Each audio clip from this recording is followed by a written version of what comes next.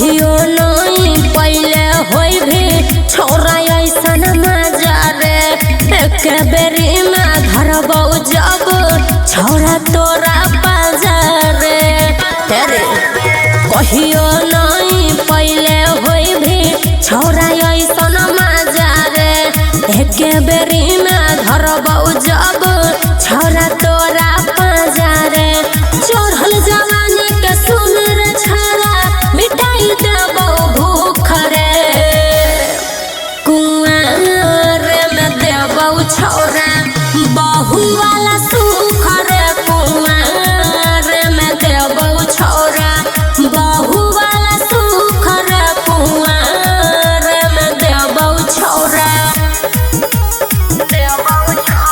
Music by Debbie.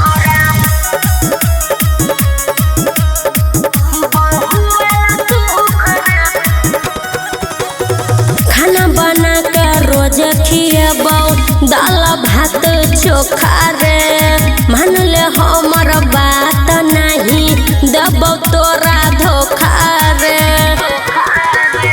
खाना बना के रोज खिएबो दाल भात चोखा रे। मान ले हमर बात नहीं देबो तोरा धोखा रे। घरे आवे से पहले रखबो सजाई अपन लूक रे। कुआर में देबो छोरा बहु वाला सुख रे। कुआर में देबो छोरा बहु वाला सुख रे। कुआर में देबो छोरा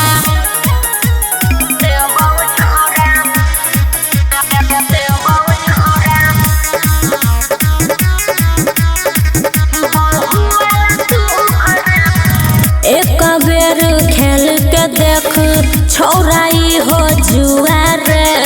रोज रोज खाए के मिलतो निमन निमन खुआ रे। एक बेर खेल के देख छोराई हो जुआ रे। रोज रोज खाए के मिलतो निमन निमन खुआ रे। कबो नहीं होई देतो सुमन सोना दुख रे। कुआर में देबो छोरा बहु वाला सुख रे। कुआर में देबो छोरा बहु वाला सुख रे। कुआर में देबो छोरा कहियो नहीं पहले होई भी छोरा ऐसन मजा रे। एक बेरी